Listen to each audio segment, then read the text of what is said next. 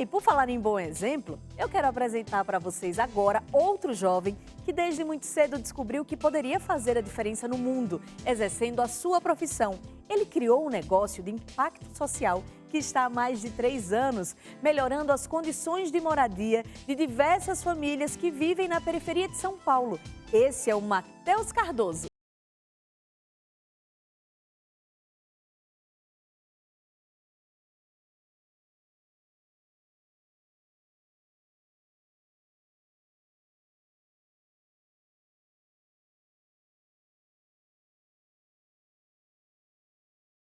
Pantanal é uma comunidade periférica de São Paulo e tem todos os desafios de periferia que a gente conhece. Não é só um problema do Jardim Pantanal, só um problema das periferias de São Paulo, é um problema a nível Brasil.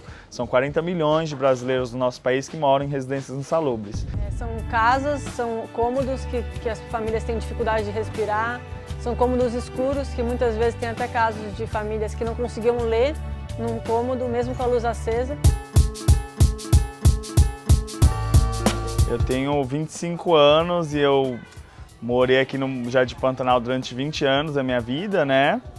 E morar aqui num contexto de uma comunidade de baixa renda é muito desafiador, né? Para mim e para todos os outros moradores, porque o Jardim Pantanal é uma comunidade periférica de São Paulo e tem todos os desafios de periferia que a gente conhece. Falta de acesso à educação, falta de acesso à saúde, a saneamento básico. E o Jardim Pantanal é uma comunidade que foi formada no final da década de 80, final da década de 70, início da década de 80, por famílias que vinham do Nordeste, como os meus pais, tentar a vida aqui em São Paulo, e acabavam se alojando onde dava, né? Aqui no Jardim Pantanal era um desses lugares onde dava, mas fica às margens do Rio Tietê, né? Você seguir essa rua aqui até o final, você sai no Rio Tietê. Então é uma área de manancial, é uma área de transbordo do rio. Nos meses de verão, o rio transborda, né? E, consequentemente, essa região ficava toda alagada. Hoje em dia não é mais um problema aqui do Jardim Pantanal, essa região aqui não alaga mais.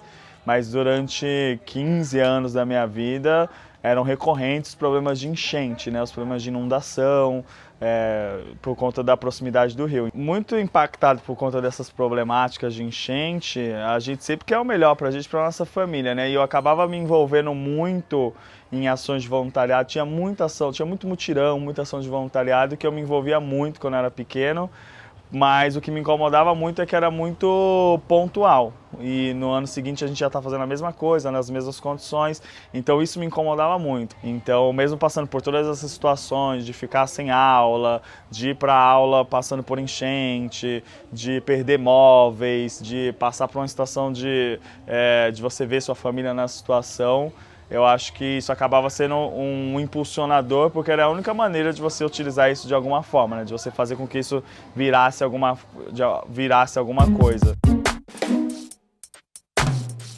A minha família sempre incentivou muito, minha mãe sempre me incentivou muito a estudar, que a educação seria a única janela de oportunidade que a gente teria para sair dessa condição. E eu sempre me apeguei muito a isso.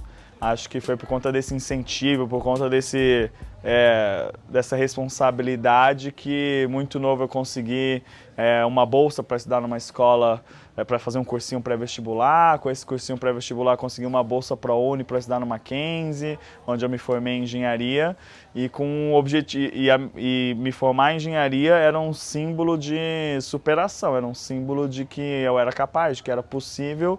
E meu objetivo na engenharia era com certeza dar melhores condições de vida para minha família. Mas o empreendedorismo social mesmo, que é o setor 2.5, que a gente chama, eu só conheci na faculdade. Conheci através de uma palestra na faculdade, e aí a partir disso que abriu um caminho para mim de que tinha uma nova maneira de fazer uma carreira, uma nova maneira de fazer um negócio que não era da forma tradicional e que também não era uma ONG, porque o objetivo não era só o impacto, era um mix entre os dois. E aí que eu comecei a pensar numa maneira de usar essa ferramenta, usar essa nova maneira de empreender para resolver um problema que eu conhecia muito bem, que era o das casas insalubres, das casas com mofo, sem ventilação, sem iluminação.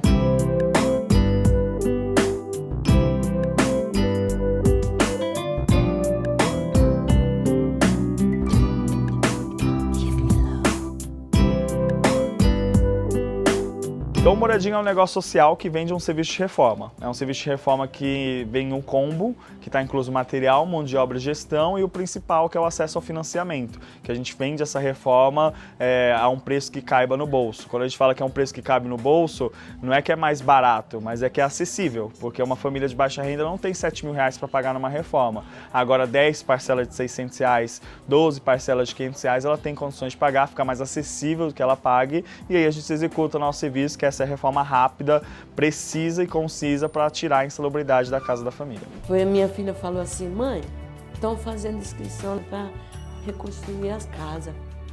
A senhora não quer ir? Eu levo a senhora. Eu falei: ah, filha, eu vou sim. E a Moradia tem entrado, a gente deixa tudo no azulejo, tudo com a louça. Apertou o interruptor, a lâmpadazinha acende. Que a gente acredita que a gente dá acesso às famílias a um serviço de qualidade, com material de qualidade, que ela não teria se ela fosse fazer sozinha. O antes e depois é algo que é totalmente tangível, né? A gente consegue materializar, olhar e ver que mudou. Aí mudou muito. Aí eu fico olhando assim: meu Deus, como é linda a minha casa.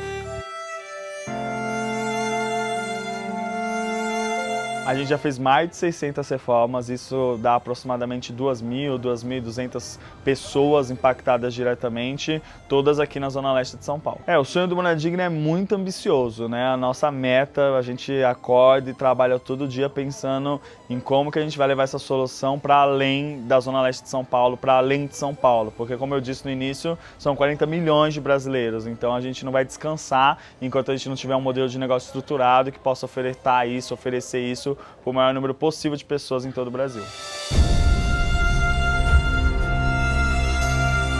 Muito importante falar que as pessoas geralmente veem essa história ou escutam histórias semelhantes muito como um exemplo, muito como... E eu acho que isso é importante, mas a gente sempre tem que tomar um cuidado de falar também dos diversos privilégios que eu tive para alcançar tudo que eu alcancei, né? Porque senão a gente pega uma imagem de um herói que na verdade não existe, né? Além de eu ter uma mega equipe comigo que faz o Moradigna acontecer, eu sou homem numa sociedade totalmente machista, eu não precisei me preocupar em trabalhar até os meus 18 anos de idade, meus pais sempre me sustentaram. Então eu sou a conjunção de diversos fatores que fizeram com que eu tenha o resultado que eu tenho hoje. Porque senão a gente fica naquilo, né? Se o Matheus conseguiu, por que as outras pessoas não conseguem? Não é tão simples assim. A meritocracia é uma falácia, ela não existe e ela não pode ser colocada dessa forma. Com certeza acho que tem que inspirar, tem que fazer parte, mas tem sempre que tomar esse cuidado, esse olhar de ter a visão do todo para considerar o que possa inspirar as outras pessoas.